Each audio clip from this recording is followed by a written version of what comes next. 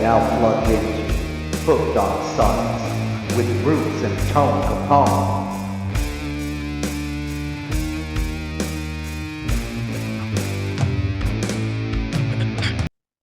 And we're live. What's up, everybody? Welcome to another fantastic episode of Hooked on Sonics. I am Bruce, and as always, everyone's brother from another mother, the Toe Capone.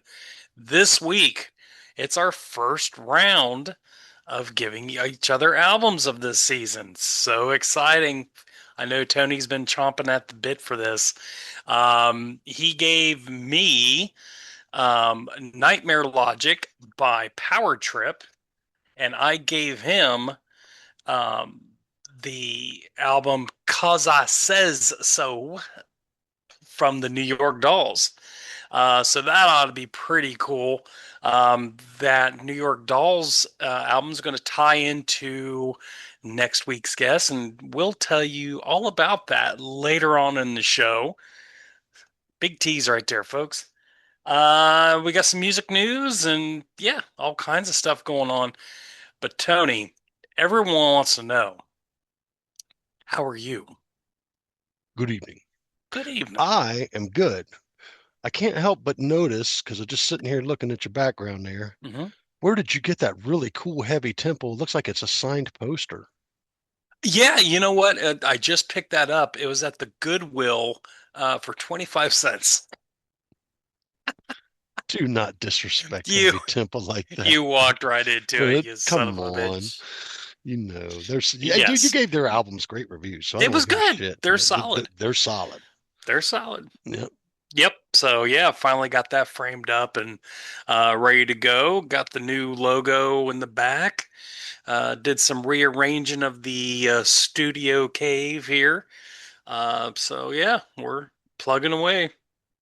Good, good, good. Yeah, Yeah. man, it's been an interesting week, man. hmm Um, you and I shared a lot of albums that we had gotten last week. Um, so let's get right into it, man. What have you been listening to this week?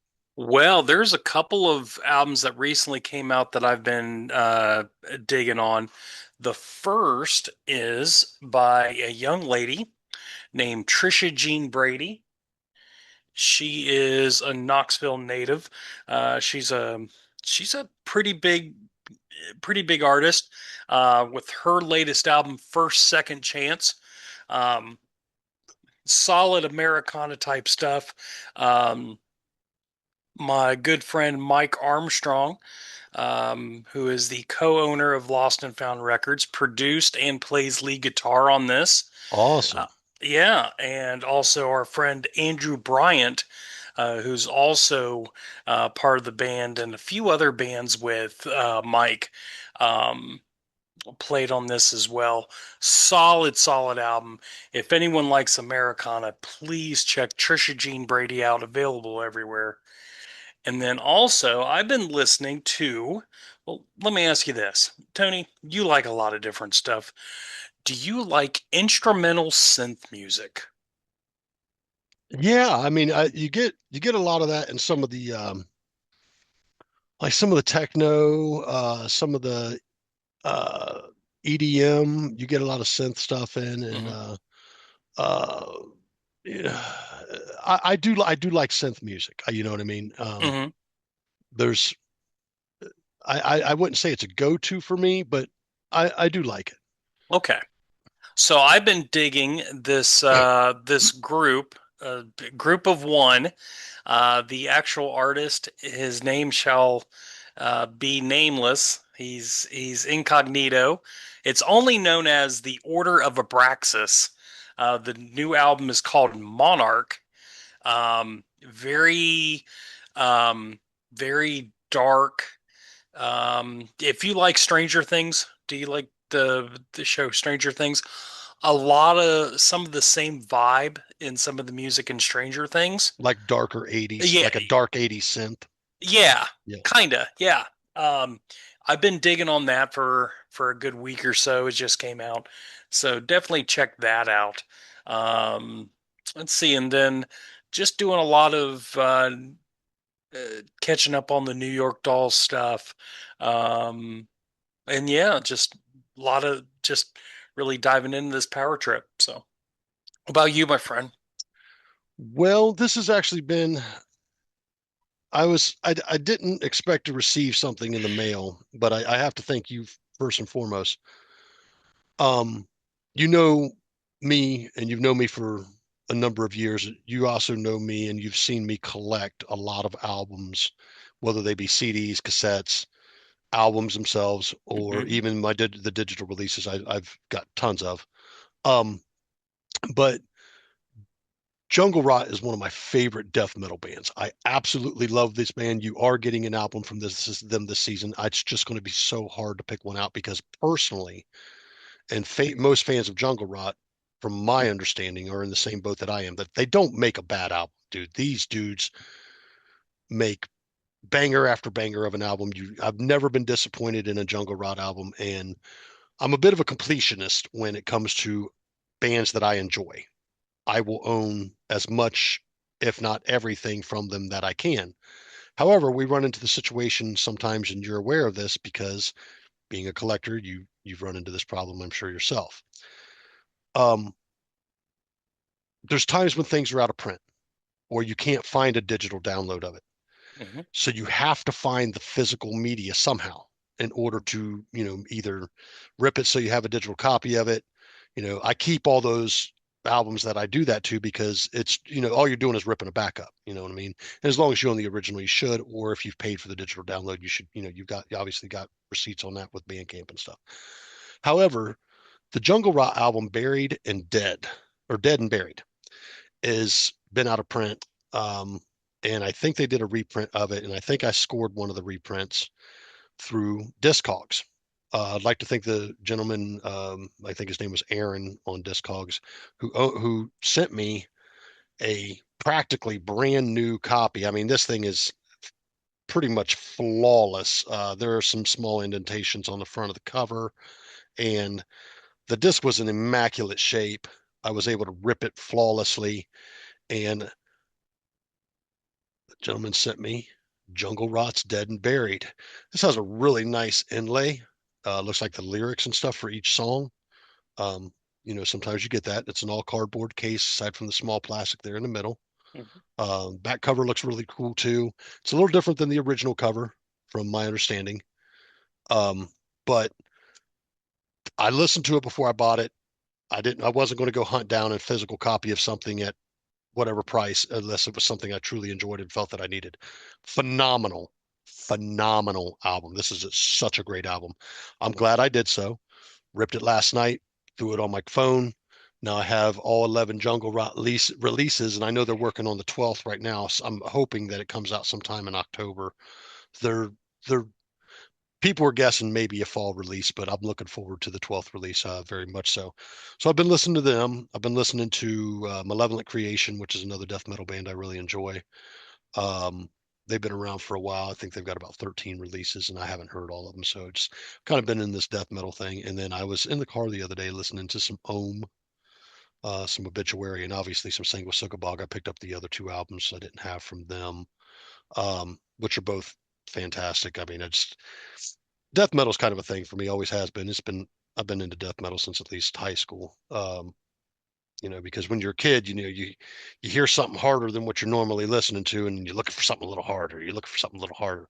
And when we get to the extremer side of metal, you end up in the black metal category, extreme brutal death metal, shit like that and whatnot. And um, I say this often. My brother took the route furthest into black metal. He enjoys a lot more black metal than I do, and I enjoy a lot more death metal than he probably does.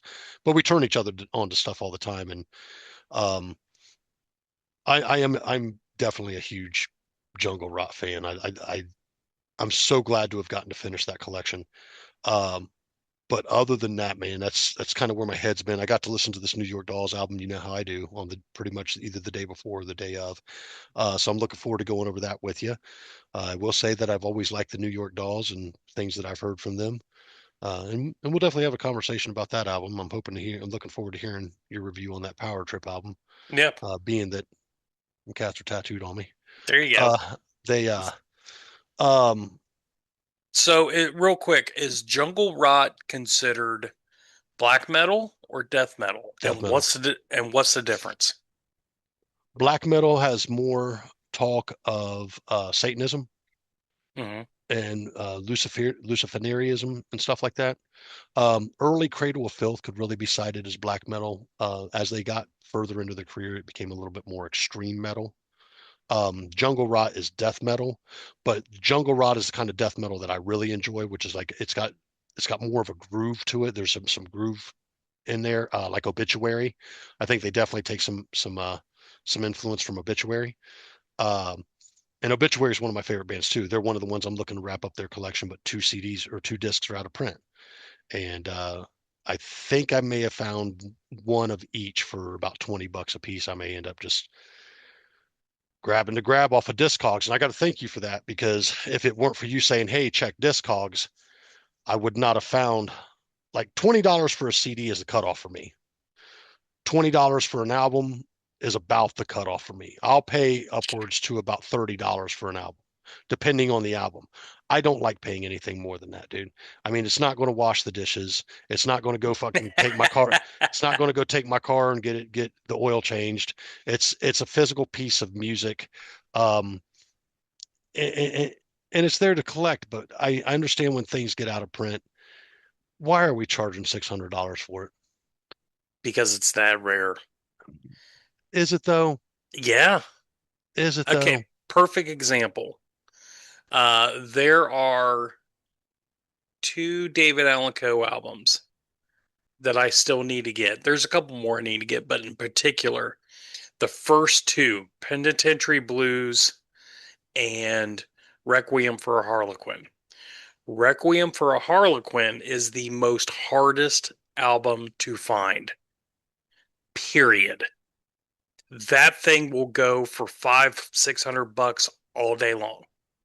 It Hmm. is that hard to find. Penitentiary Blues, you can usually, you can find that, between say 200 to 300.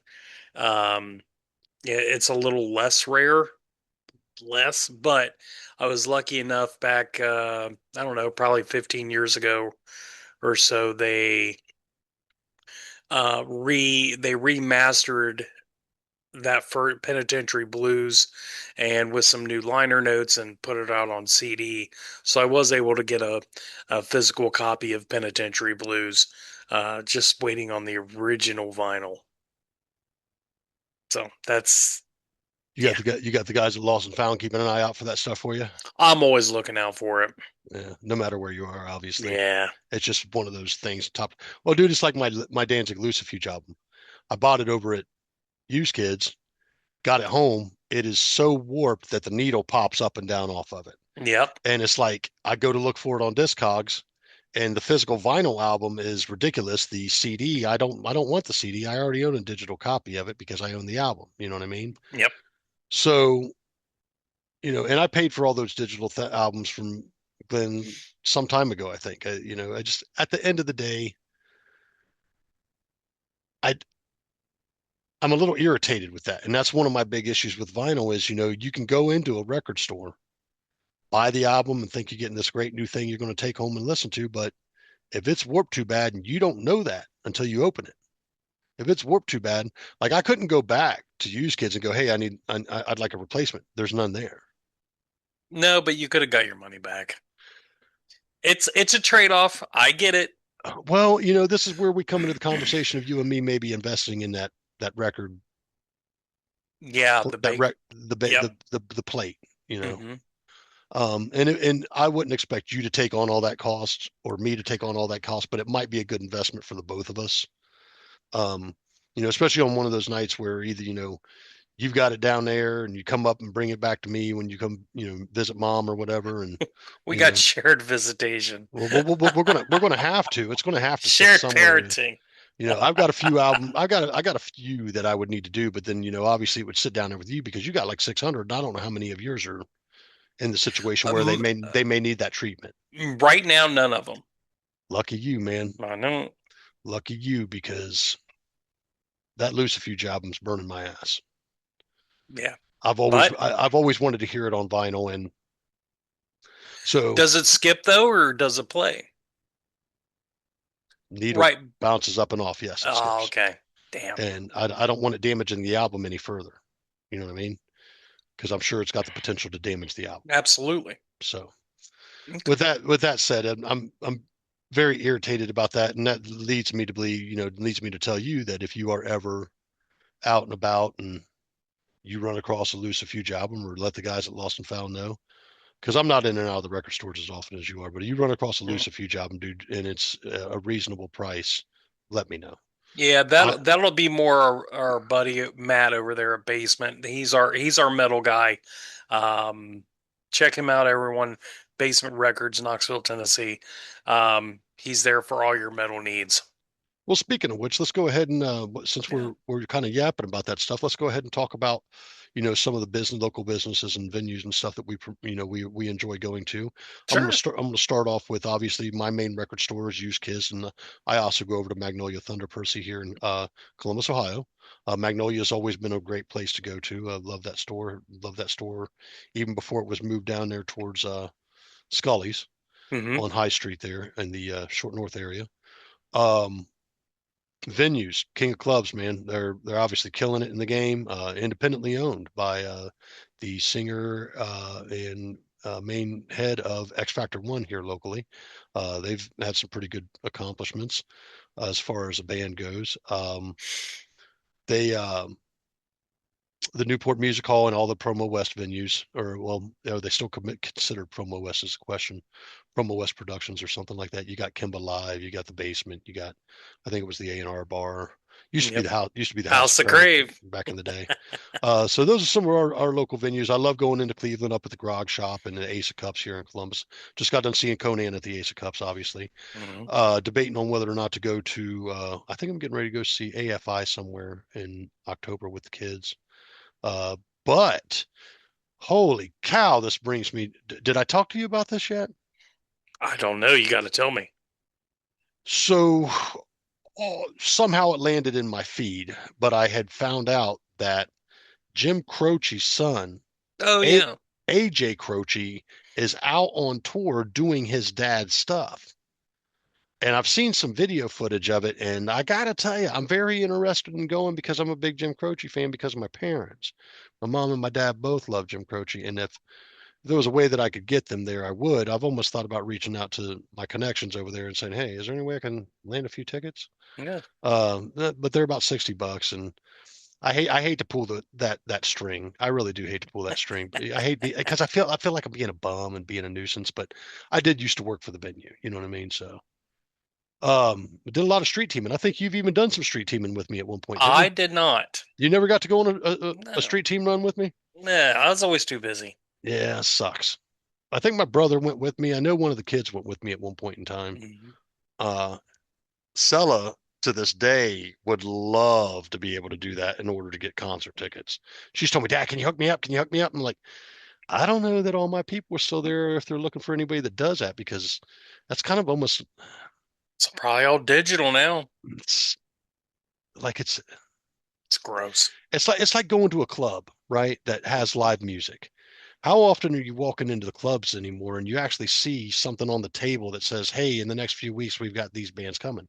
You don't see that anymore. 9 times out of 10 is some freaking drink menu or some food menu with nothing indicating that the bands are coming. That's one of the things I love about the Ace of Cups is you go to the Ace of Cups, there's posters everywhere of the bands that are coming for the next few months. And there's even a designated place towards the back as you walk out towards the smoking area and stuff and whatnot. Mm. But it ain't like that no more, man. And people aren't putting flyers on poles and stuff anymore, and it's just, I don't know, Yeah, physical advertisement, shall we say. absolutely. But what about you, man? I mean, you've got Basement Records, Lost and Found. I know you hit up a few places for shows and stuff. What you got going on down in Tennessee? Yeah, so as far as record shops, the two big boys, Basement and Lost and Found. There's a great shop. Our buddy Dave over at Soundtracks Records. They're in Morristown, Tennessee. Great dude. He's really killing it up there in Morristown. Um, Check him out on his social medias. Uh, he's doing really cool stuff there. Doing a bunch of listening parties. They just had a 21 Pilots listening party. Place was packed. That's my And daughter's favorite band, dude. That's yeah, Sonny's favorite band. I worked with a guy. His nephew was like the drummer or something. Yeah. Yeah. So Yeah. anyway, so yeah, check out Soundtracks. They're in Morristown. As far as venues to go see stuff, Mill and Mine. Um, a lot of the smaller places kind of closed down here recently. Concourse closed down. Brickyard closed down. The Brickyard Um, closed down. Ain't that where you and I went one night? no, this is in Knoxville. No, you and I went somewhere one night and I ran into Ben Eller. No, that was at Barley's. Okay. Barley's is still kicking. They're doing great. Um, yeah, that's the ones I can think of right off the top of my head. Um, Bijou Theater, they've got some really good acts there. Uh, Great record stores that I like in Columbus. I really like Lost Weekend Records. They're just outside of just in Clintonville, on Broad Street, and then Elizabeth's Records. I think it's, Clintonville on Broad Street. I'm sorry, You Broad mean Street, you High mean Street. High Street? Okay. Yes, yes. It's been a minute. And check out Elizabeth's Records there. I believe it's still considered Summit there in Clintonville as well. Um, that's Elizabeth's Records are really, it's a hole in the wall place where you never know what you'll find there. A lot of old, different weird stuff. So um, that's a little niche thing. So yeah, that's what I got for what I like. Sounds good. Yeah, dude. We drinking tonight. Dude, yeah, I was gonna say let's get into some drink reviews because we've been talking a whole hell of a lot. I picked up something kind of interesting. I've never seen it before. This is called Dive Bar Beer. It's a lager. It's from Sweetwater Brewing Company, I believe in Sweetwater, Tennessee here. Um, it's a social, it's a little social drink. It's 4% alcohol. You know, just something for taste. Picked it up, never seen it. It's decent.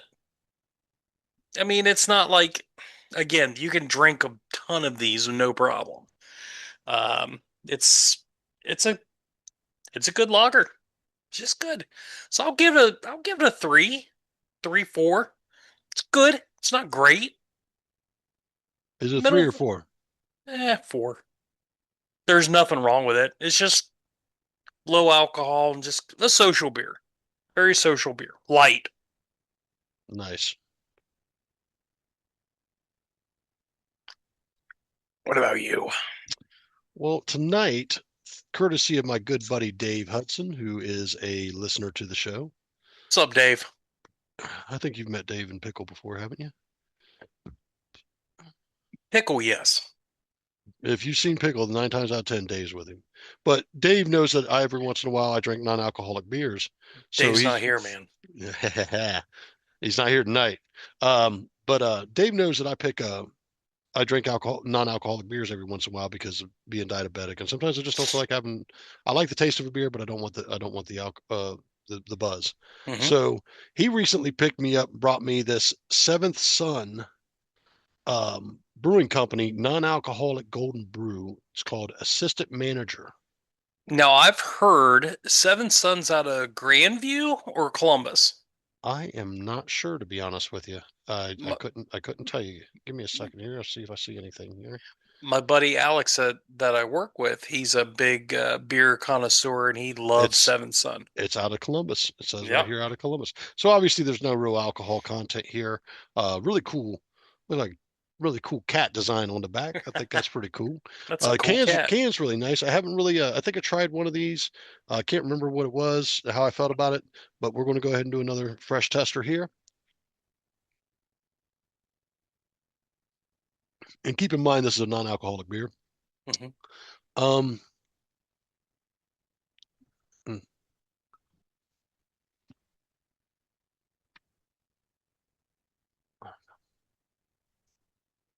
mm. Well, sorry, Dave. I'm not going to give this the highest of ratings. It is. It's all right. It's definitely an all right beer. I can drink this. I can finish the sixer. That's not an issue. However, um, I don't like it as much as some of the like the BrewDog non-alcoholics that I get. I really liked. I don't really care for a lot of BrewDog beers, but Mm, their non-alcoholic lineup is phenomenal. And you've seen me drink several of those. I'm going to give this probably about a 3.5. It's not horrible by any means. Um, it just doesn't have that upper echelon taste factor like the BrewDog. There's nothing really wrong with it if you want to drink a non-alcoholic. It feels like you're drinking like a pilsner. But it doesn't have the oomph of what the BrewDog lineup has. So gotcha. I'm gonna give it a 3.5. It's not horrible. It's not great. So Yeah, yeah, but should be a nice little beer to drink for the show. yeah, I ain't been feeling well, so I don't want to interact yeah. with any medications or That, anything like that. yeah, we don't need you sloppy drunk. Ah, dude, Not again. you never get me sloppy drunk. Well, Unlike our good friend, Mr. Stacks. bro. If anyone, what was Was that that a season wild, two? was that a wild episode or what? Was that season two? That was probably the longest episode we ever recorded. You know that, right? Literally the longest episode ever. No, no, no, no, no. The Black Sabbath debate was pretty long too. Yeah, Yeah. So definitely longest interview. if you ever get the Uh, chance, go back and check those episodes out if you haven't seen yeah, them. They're a hoot, man. check out the Fender Stacks episode. Uh, that was wild. That was a good time. That was fun. Very much so. And I've got to actually hang out with that guy outside of the show and stuff. And he's a pretty fun cat, man. Very I cool. know he laid some pretty cool stuff on us. I think he's actually getting ready to release that solo album. Well, good. So Good, good, good. we'll see Can't how wait to that see a goes. finished product for sure. Oh, for sure. Well, let's get some news on, and I'm going to keep this short and sweet. Yeah. Here's the news. So, um, from what I saw out there that grabbed my attention right away over at our friends on blabbermouth.net, it looks like someone from the Deep Purple camp said there's a possibility of new Deep Purple albums on the way. Like I Ooh. mentioned last week or earlier in the show, I think there's a new Jungle Rot album on the way. Hmm. There's been long rumors since last season that a new Ohm album is on the way. We're still waiting on that. So, um, who else has got another one coming? Sanguisugabog, October 10th. We talked about that one as well. Hmm. Um, Albums that have been released recently, the Emmy Sunshine album, I guess that's holding up Hmm. pretty well. I Yep. haven't got to hear the thing in its entirety yet, but I'm looking forward to it. Um, Other than that, man, I'm going to say, whoop, that's the news. Well, I've got a couple little things. Um. Nobody said you could. Oh It's not well, your never turn. It's mind. not your part of the episode. Go ahead. Know your place. Know your role. Let's see. Okay, we are recording on September the 9th. So, happy belated birthday to David Alico, which was September 6th. 86 years old. Um, I've kind of reached out to one of his daughters. They're having a hard time getting a hold of him. Everything's being filtered through his wife. So, not really sure what's going on with that, but hopefully he's happy and healthy. Also shares the birthday with one of my grandsons, so happy belated birthday, William. We love you, Bug. Let's see, September 10th, just coming up tomorrow. That is going to be the 50th anniversary of Kiss Alive. 50 years ago. And they are planning a huge box set, which that's actually exciting because they haven't really released a whole lot of box sets, anything new. So this is kind of exciting. Well, it's not Kiss releasing it. Correct. It's Pop House. So, Yeah. but Whoever owns the rights to all that, because I know they sold everything. correct, a Pop House. So a couple other in points of interest on this day: legendary bluegrass player extraordinaire Bill Monroe. He passed away today in '96. Let's see, Otis Redding. Happy birthday, Otis. Sitting on the dock of bay. He was only 26 when he passed Wow, away. dang. Dude, That's wild. young. Yeah. That's young. Let's see. There was another album that I really thought was interesting. Oh yeah, John Lennon's second solo album, Imagine, was released today in 1971. So 54 years old. So, Yeah. and good old Tom Waits, he released Heart Attack and Vine today in 1980, 45 years ago. Wow. That's actually a good Tom Waits album. I like most Tom Waits that I've heard. He's hit or miss. Didn't I give you Rain Dogs? You did give me Rain Dogs. Yeah. It's probably my favorite Tom Waits album. That was not my favorite Tom Waits album. I like some of the earlier stuff, but It's all I good, baby. understand. I understand why people like it. Yeah. That's what I got for the news. No. Roll it out right. There you go. What, There you go. shoulder broken? Not working Uh, right? we'll get into that later.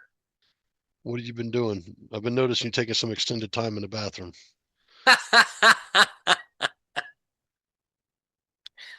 Cleaning out the pipes. Your mom's in there like, what's he doing in there? My mom. Does your mom watch the cop podcast? No, she doesn't have internet. What? No, mom has no internet. Maybe it's for the best. It is definitely for the best.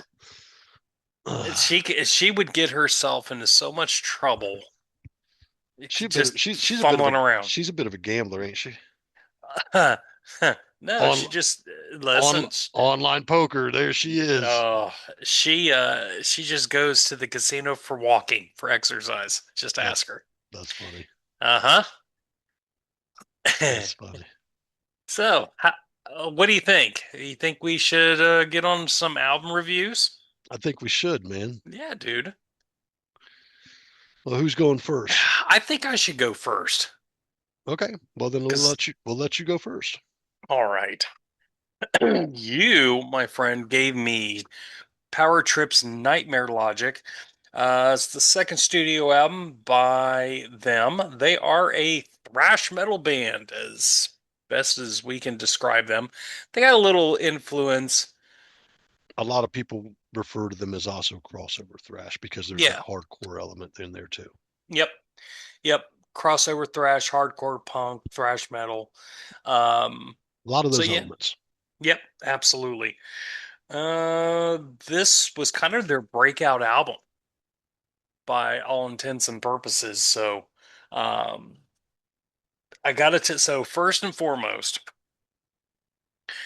when I was a kid being 15, 14 to 18 years old ish, I was huge into thrash, like that 80s thrash, like uh, early Metallica, Megadeth, Slayer.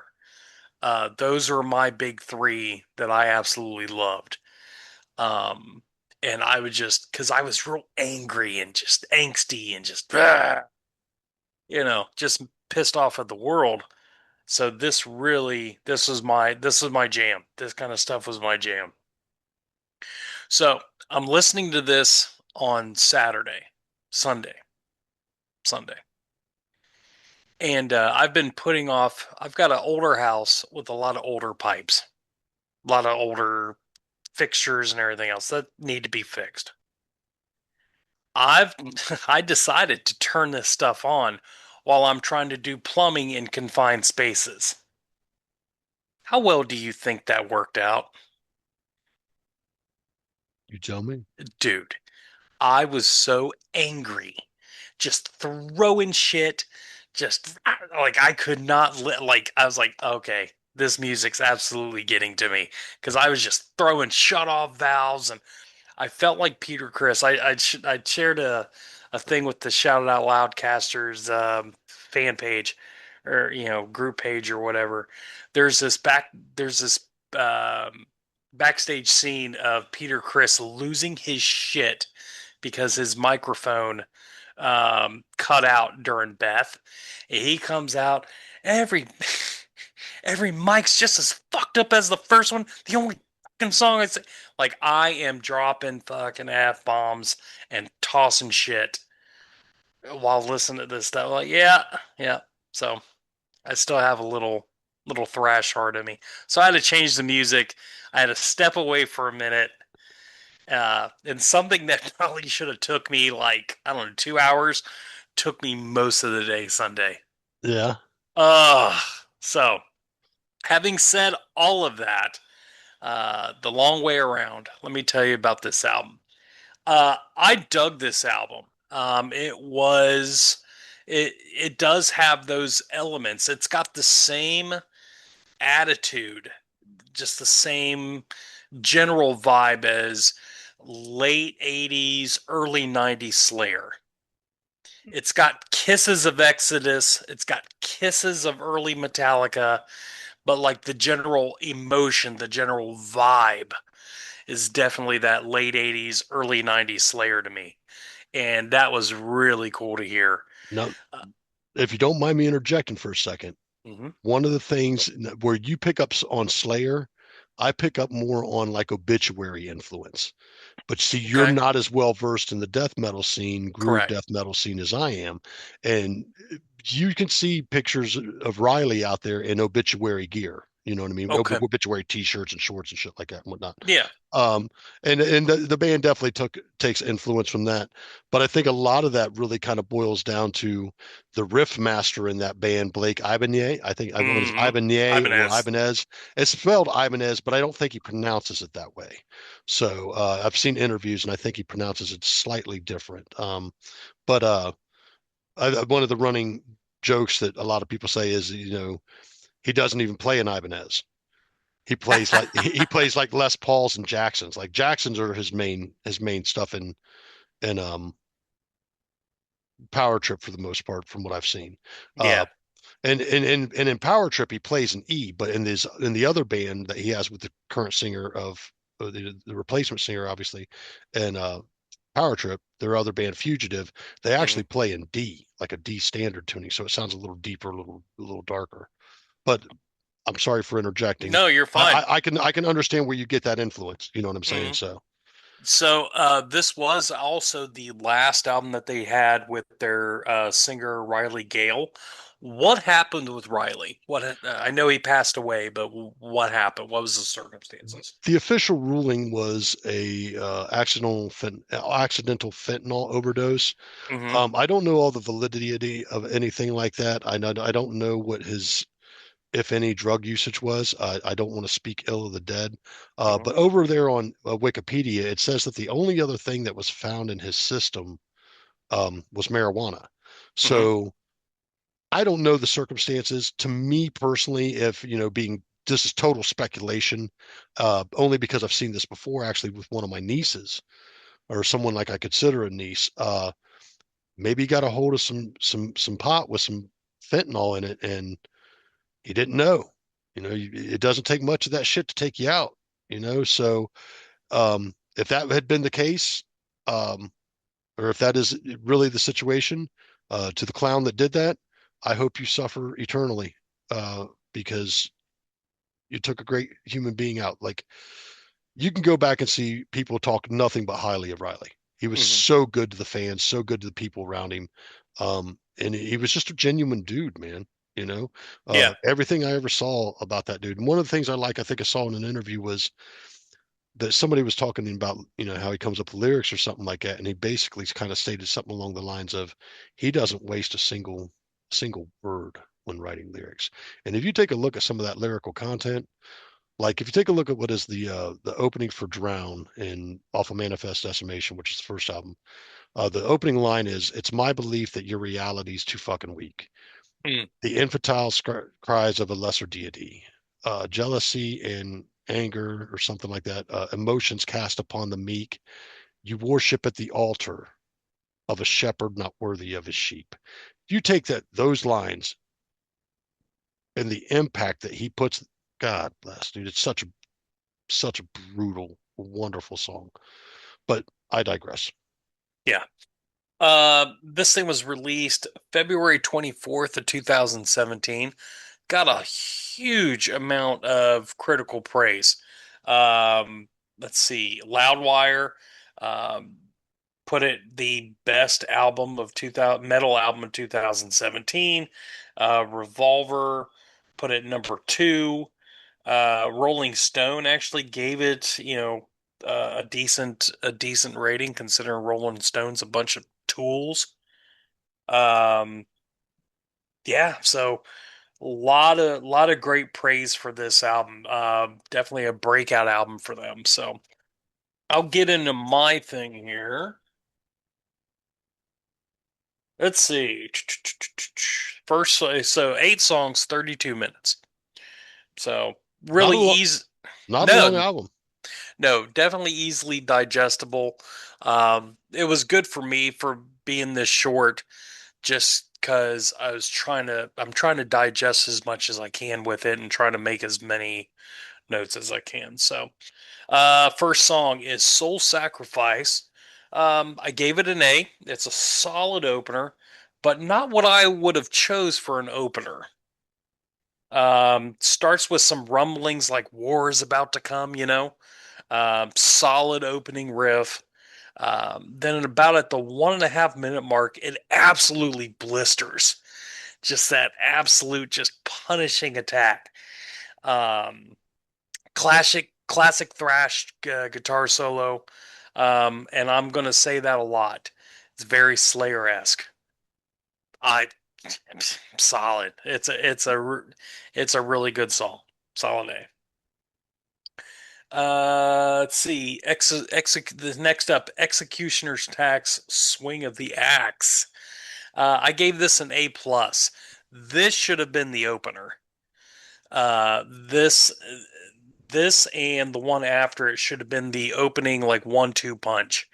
Then if you would have put Soul Sacrifice in after that, from a continuity standpoint, perfect. That would have been For perfect you. for me. For you. See. This may be the best song on the album. I really enjoyed the drums at the beginning of the song. It's very reminiscent of "You Could Be Mine" by Guns N' Roses. Executioner's Tax? Uh-huh. Okay. Yep. Just that drum pattern at the very beginning. I really like his vocals in this, especially. They're surprisingly clean for this type of music. And again, it reminds me of Tom from Slayer, where you can actually understand a lot of what he's saying, and Mhm. that's a rarity in this type of music. So um, I'm pleasantly surprised with that. So um, really like the gang vocals when they're all yelling out "Swing of the Axe." Um, Solid old school thrash. Um, And it's weird. I did not pick up a guitar solo on that song at all. I think there's a small one. Okay, Yeah. it flew right by me then because I was like, I don't know.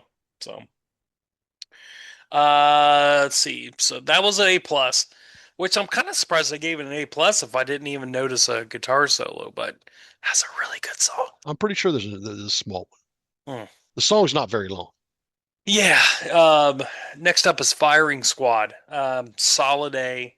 Goes right into speed metal frenzy. So far, I'm really loving the energy of this album. Love this guitar solo where he kind of runs down and then right back up. That that revving. Love that. Love that little trick there. Um, it starts slowing down about the minute 50 mark. It has a little more of a groove riff to it. Um, and it was a solid song. Hey, So let me tell you something. Often when they would do that song live, you mhm. knew it was coming because Riley would say, "This next one's a slow song." There is a little bit of slowing down there, yeah, but I not for think it's long. funny. I think it's funny because I think the song starts full bore and Mhm. it's just like Yes, like great. I said, full speed metal frenzy might be the fastest beginning Yeah. on this album. Might be Nightmare Logic title track. I gave this a B plus. The riff is good, but the overall song isn't very good. It's just eh. The guitar solo in this is just really powerful. The guitar solo is super powerful, and you can feel the tension in every note. That's probably the saving grace on this. One of the saving graces on this song. Wasn't horrible. It's just like okay. It was kind of a letdown after the first solid three tracks. So just my opinion. Waiting around to die. I was actually kind of excited. I was like, man, maybe this is a Towns Van Sant cover song. It wasn't. Uh, this had a kind of a futuristic cyborg opening. That's the best way I could, like machines kind of getting together or something. It was weird. I liked it. They turn up the speed, and the singer gives off this little yelp at the beginning, very reminiscent of early James Hetfield, Yeah. like Kill 'Em All era. And he did that a few different times throughout the album. Like I dug that. Like literally, it made me smile. Like, yeah, man, you get it. You fucking get it, dude. Yeah. Um, this riff was actually very similar to Metal Militia from Kill 'Em All. To me, Okay. that's what I picked up. Um, more stellar solo work. This whole song reminds me of old school Metallica. Solid A, solid A. Loved it. Next up was Ruination. Starts off with the slower, groovier riff. Kicks up the energy. Another solid riff. It's a solid song, but not great. I gave it a B plus. I mean, so it sounds so far like there's no skippable track. No, not Yeah. yet. Okay. Not yet. Next up, let's see. We're on track 7 already. Wow. If not us, then who? This actually should have been the closer. You think? This absolutely should have been the closer. This is probably the longest song on the album. Um, and this is probably tied for my favorite song on the album. I really like the line, "Who's going to make a difference? If not us, then who?" A lot of different things going on in this song. A plus. I mean, fuck. This is a fantastic, killer, old school thrash vibe. Yeah. And it's got enough new elements, enough originality in this, where it's like you don't feel like they're just kind of they're pulling out this trick, they're pulling out that trick. Like they're doing their own thing, and it's good to hear. It was really good to hear. But this song absolutely should have been the closer, especially the way that it ended. It seemed like it should have been the end of the album. Okay. Um, Last song on the album was Crucifix Crucif. crucifixation. Yeah, that's what I said. Yeah. God. It's got a cool galloping riff. The vocal melody on this is kind of off to me. Like it was muddled, like it didn't make sense. Maybe the worst vocal performance on the album. Um, I almost gave this a C, and if the main riff wasn't so good, it may have been a skippable track. Hmm. I like the galloping riff, but the rest of this was a hot mess to me. Now, do you think this would have benefited from being before If Not Us Then Who, and If Not Us Then Who? I mean, as far as placement in the album, had this slipped in, could it maybe have scored a little higher? Yeah, possibly, because again, I'm coming off this high from If Not Us to this, which is it's just not as good of a song. To you. To me. Right. Um it's just, yeah. Um it's almost a skippable. I mean, again, it's a good galloping riff. I don't know if I needed this song on here. I don't Okay. know if I did. But I ended up giving it a B. Uh, you know, so all in all, this album was a really good blend of old school and new school. Had a lot of that late 80s, early 90s Slayer attitude. Um, and I think this album is a must have for any fan of like thrash and speed metal. It's a must have What's to your me. score? Oh, I'll give it a 9. Give it a 9. Hard not to. Yeah. It's really hard not to, dude. I mean, Yeah. when you think about what other metal magazines and stuff have given this album, and the fact that it was a breakout album for Mhm. them, I personally love everything from them. I can sit Yeah. down and spend both albums plus their EP album or their album of singles, which is freaking. I think it's called Opening Fire. Hmm. Absolutely amazing. My favorite track is actually on Opening Fire, which is Suffer No Fool. But they're one of my favorite bands, dude. And I think that they put out with those two albums some of the best, two of the best metal albums in the last 25 years, Hmm. in my personal opinion. And when I go through and watch videos and stuff like on YouTube just for kicks or whatever, I read through some of the comments and stuff, and somebody had made a post on one of the videos and it said, "This is metal done right." And Mm. I was like, I think that sums it up. I think that really sums it up because yeah, it's metal done right because you got enough of the old elements of hardcore, thrash, punk, metal in general, Hmm. and then you've got you can discern them because they're doing their own thing and it sounds fresh. Yeah. While there are all these older elements, it sounds so fresh. Yep.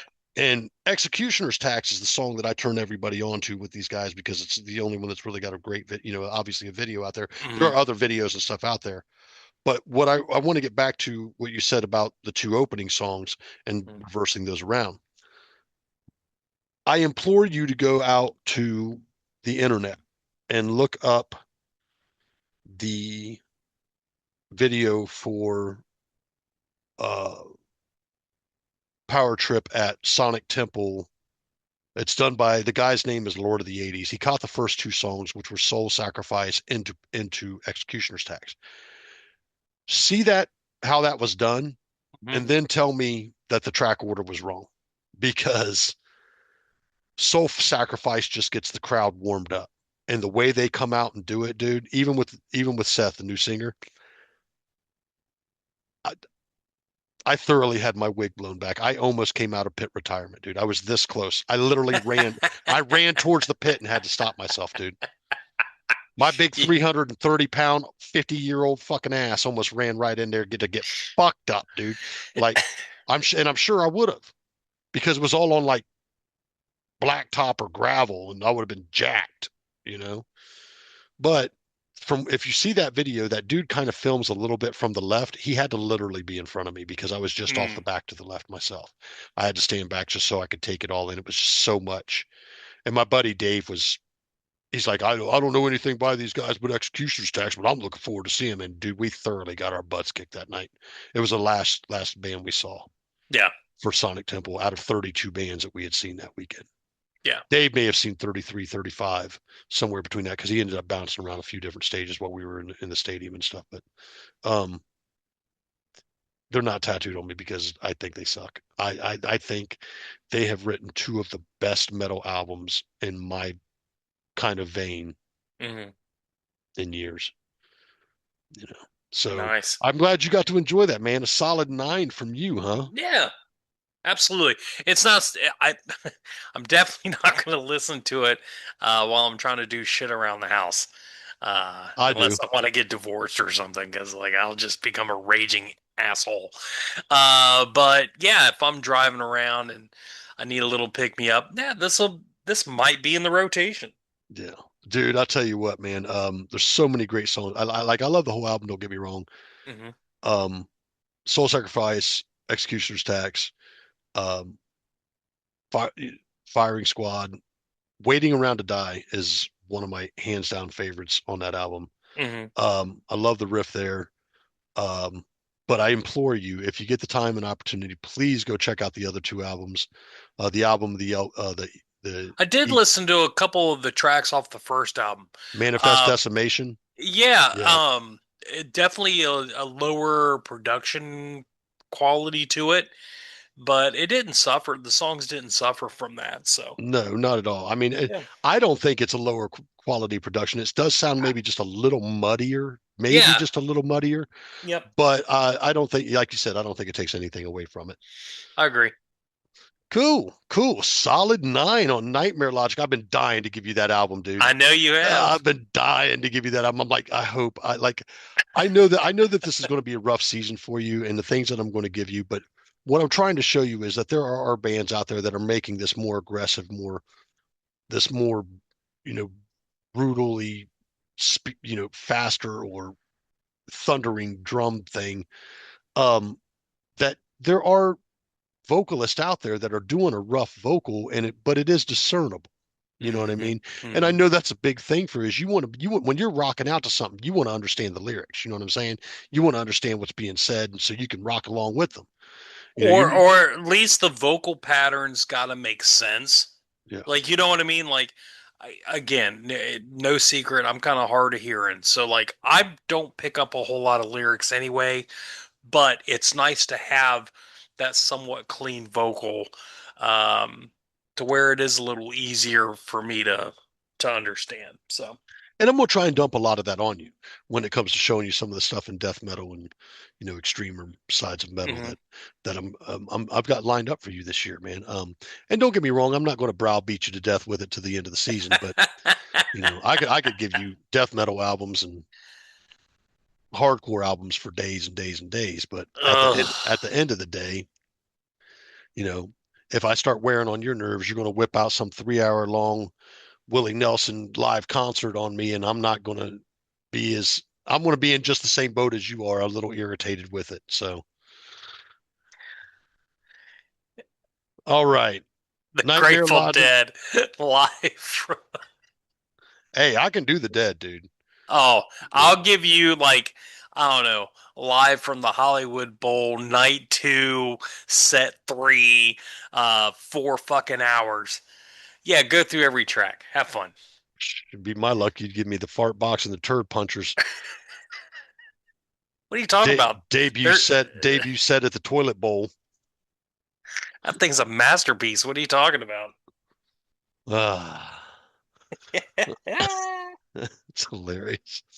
All right, Nice. 9.0 on Power Trips Nightmare Logic. Thank Hmm. you, gentlemen. Rest in peace, Riley Gale. Seth, I want to tell you personally, I think you're doing a fantastic job.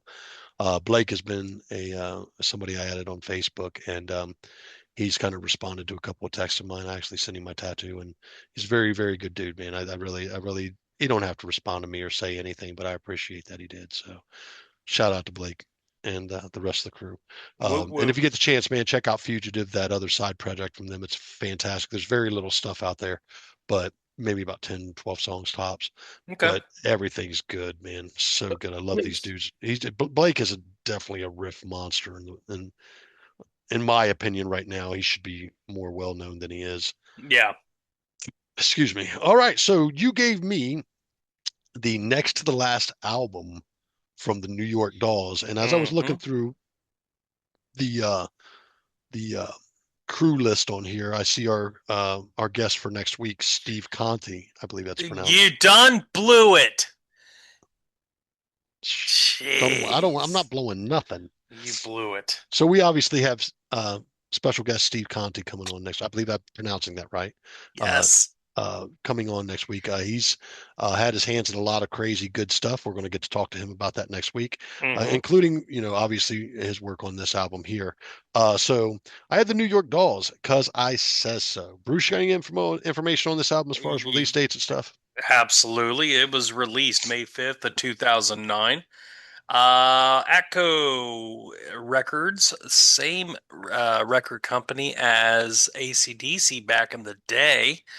Clocks in at a little over 45 minutes. Okay. Well, I mean, we're pushing just about an hour point, so I'll try to wrap this up as quickly as possible. I don't want to keep you guys too long, so we're going to start Take your off time. with track number one. And before I get Hmm. into that, I just want to say that what I've heard of the New York Dolls, I've liked. Not a super huge fan. I'm not a band that I constantly follow or anything, but I did get to see these guys live.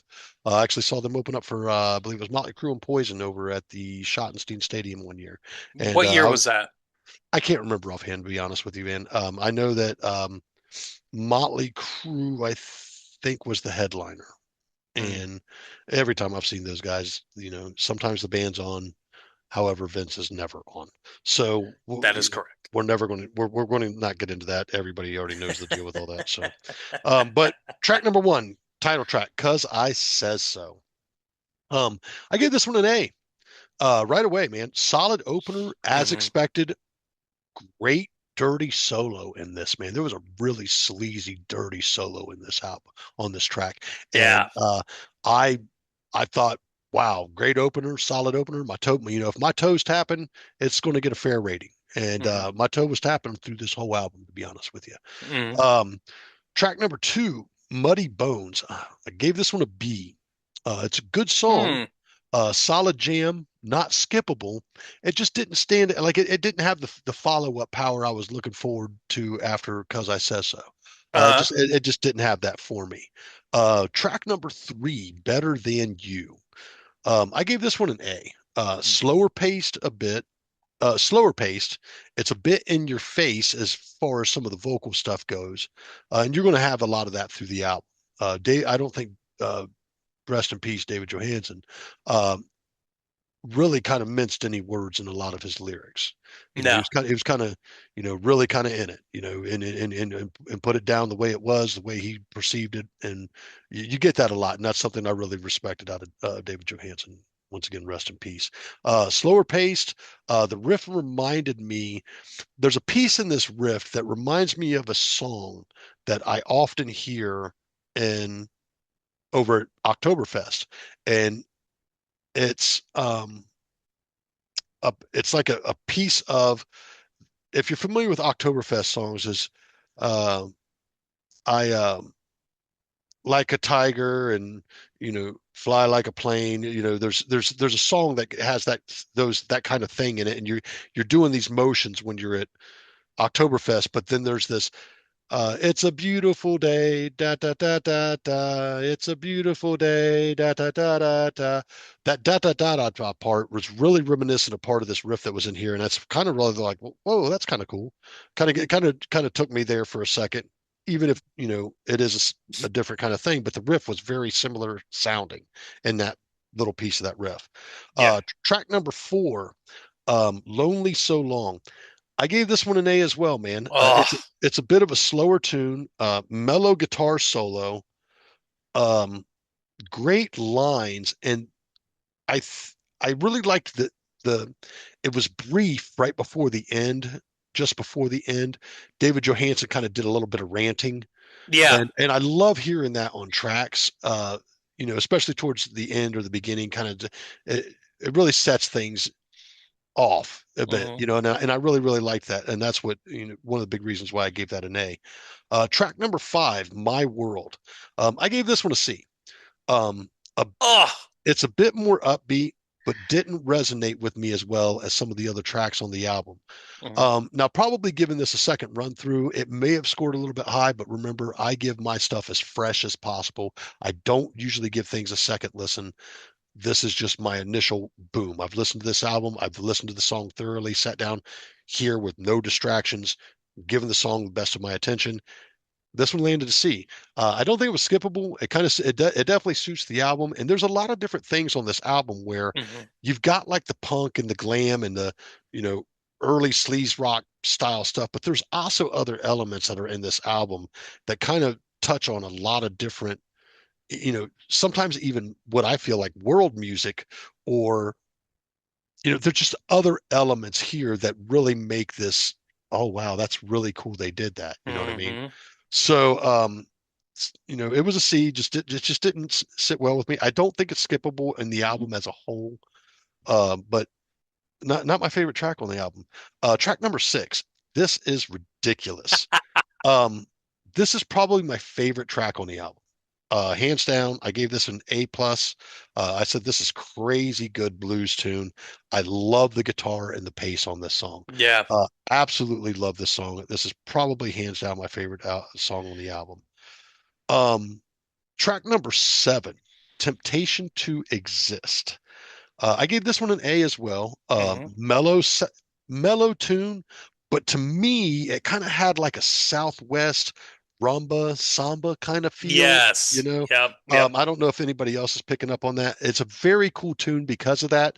Um, to me, it's reminiscent of the style of kind of tune, like what came to mind instantly was Reverend Horton Heat, um, In Your Wildest Dreams Yeah.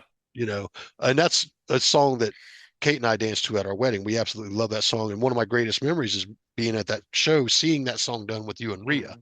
Well, we had a wonderful night that night. Hmm. Track number 8, Making Rain. Oh. I gave this one a B. Said it was a mid-pace tune, good song, not skippable, but it wasn't a standout for me. Mm. Not it didn't have the the the for lack of a better word, the pizzazz or whatever that I was looking for, Mhm. um, in the as some of the rest of the album. But it's a great track, not skippable so far. Even though there's a C in here, it's still not skippable. I mean, the album kind of suits. It's worth the listen through. Mhm. And you may like that. You may like certain things better than I do. Obviously it's subjective. Track number 9, Drowning. I sat here and I thought about this track, and I was like, you know what? Maybe I should have given Bruce that first Power Trip album because Drown is on that album and it's one of my favorite Power Trip tunes. And I was like, Uh-huh. eh. But one of the things I find funny as we sit here and talk about this is both of these bands' singers are no longer with us. You know, Yep. There are no more original dolls. are they still performing as the Dolls? No. Not No. like not like Quiet Riot out there. So did Ugh. I say that out loud? Sorry, Ugh. I don't even want to get into that. Um, I don't. Please don't. I, you already know how I'm not. everybody knows how I feel about that band, and ever since Kevin DuBrow's passing, I haven't been happy with any of the singers. So I'll make that very clear. Uh, Yes. um, Dubrow, however you pronounce it. Drowning. I gave this one an A. I love Mhm. the intro on this. I love the vibe. It's slower paced that picks up and down. It got kind of fluctuates up and down Mhm. from a slower pace to about a mid to higher pace and then comes back down a little bit and whatnot. Has that kind of effect. But I gave it an A. I liked it a lot. Track number 10, Nobody Got No Business. Um, I gave this one a B. What? It's upbeat. It felt really groovy, and the horns were nice, but it just didn't resonate with me as well. Oh, And sometimes that happens, but a B's not bad, dude. I know, but man, it's not like I gave it a D or an F, I dude. Come know, on, but it's that's a gotta standout track to me. it's gotta be pretty bad to get a D or an F for me. You know what I mean? It's gotta be a pretty bad song to do that.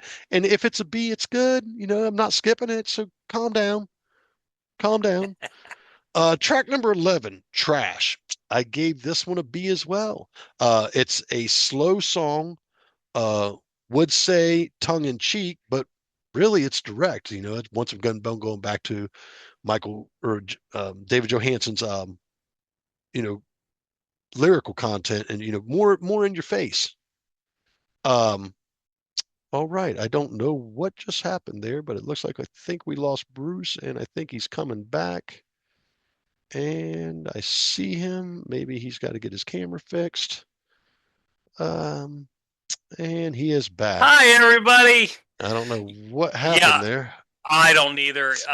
You were talking about Trash and how it was like a slower reggae version of I said, the. of what? The original what? It was that was a Dolls track. I believe it was on the first album. So it's a re-recording. Yes, Okay. I they did not. they just they just reggae'd it up. I didn't realize that. Yeah, but Yep. the slower song would say tongue in cheek, but really direct. Not bad. It's just good. So I gave it a B. And we come to the final track, Exorcism of Despair. Mhm. I gave this one an A.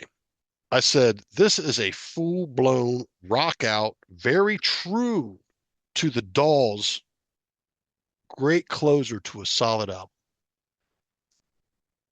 Now, being that I had 12 tracks on here, I got to Mhm. tell you, there were things that I saw and heard on this or listened to and heard on this album that sounded what I expected of the Dolls, Mhm. especially when we get down to the sleazy, style rock and roll. Um, Maybe some offbeat kind of punk elements, but there were other things in there that were added into this, man. With this backing band did a really really wonderful job, and being that like a guitar player like Steve Conti is very versed in different styles of music all over, because we'll get into that Mhm. obviously.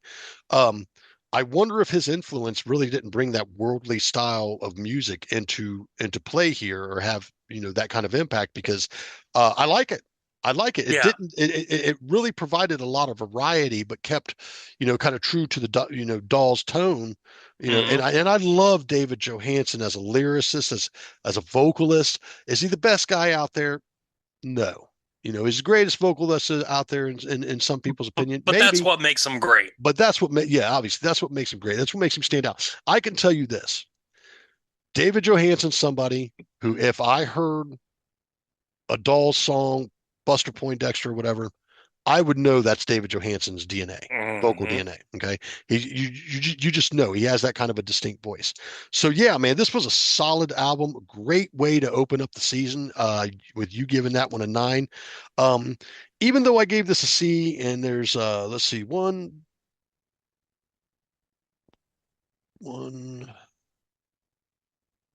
two, three, four B's. Mhm. I gotta tell you, as a collective, I liked the album. So I am going to give this a solid 8.5. There you go. So So also there was a bonus track, lipstick, powder, and paint. I think that was Um, provided only through iTunes.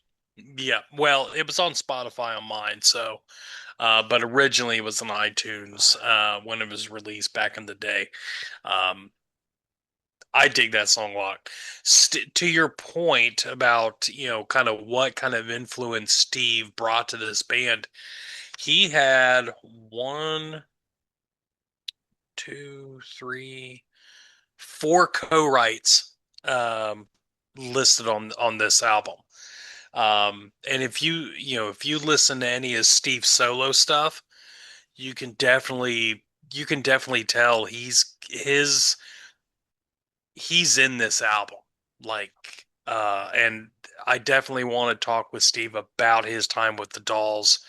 I do recommend, if you go onto Amazon Prime, there is a great documentary on Arthur Killer Kane, their bass player, following him leading up to the reunion that they had, um, the reunion show that Morrissey put on. Steve is featured in that for a couple of spots. Fascinating documentary, and it's highly recommend to any Dolls fan. For me, this is right now.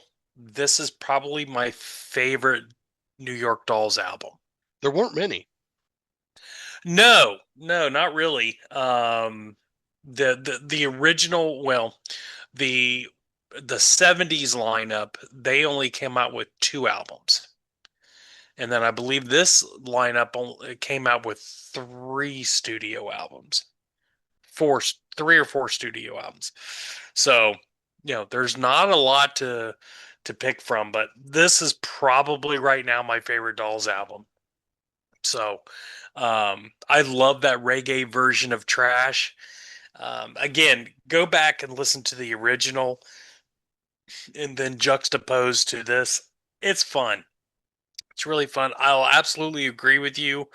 Exorcism of Despair, such a grungy, rockin', riff to that thing, and then you've got the horns, those classic New York Doll horns, popped into that. So good.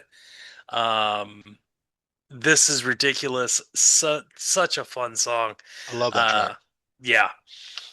And then one of the last thing I'll put on there, one of my favorite little bits on Nobody's Got No Business, where he's like, if you can't reach us, try us on the Ouija board. Yeah. It was so funny. He's like, hi, everybody. I'm David Joe and the dolls. And it Yeah. was just, I love how David's personality, where he was at, um, vocally and as an artist, really shone through. They weren't trying to be the dolls of the uh 70s. They were, hey, this is us now. Yeah. Sylvain was the Sylvain and David were the heart and soul of the dolls. Uh and Steve Conti and the rest of them really added some really great accoutrement to the whole thing. Um, I was talking to Wes, our buddy Wes Beach Plasmatics. What's up, Wes? Hey, Wes. Um, he really digs this album too. So Yeah, it's a solid album, man. I like, me, dude. If I give it an 8, I'd check out more. I'm familiar with the Dolls. I'm not familiar with everything.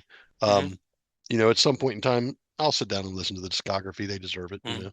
Yeah. But I'm not a big follower or anything, but I respect what they did. A lot of people Mhm. don't even realize if it weren't for the New York Dolls, bands like, Kiss and Wasp and all kinds of bands that, ended up paving the way from what they saw from the New York Dolls, that whole glam side thing. Yeah, so let me tell you something. You just reminded me of a story. So, I was talking to Wes, and he'd said that he had seen Arthur Kane with a couple other bands that he was in. One of those bands he was actually in with Blackie Lawless back in the day, Huh. and I believe it was called Killer Kane. And It might have been. and uh, Arthur got kicked out of his own band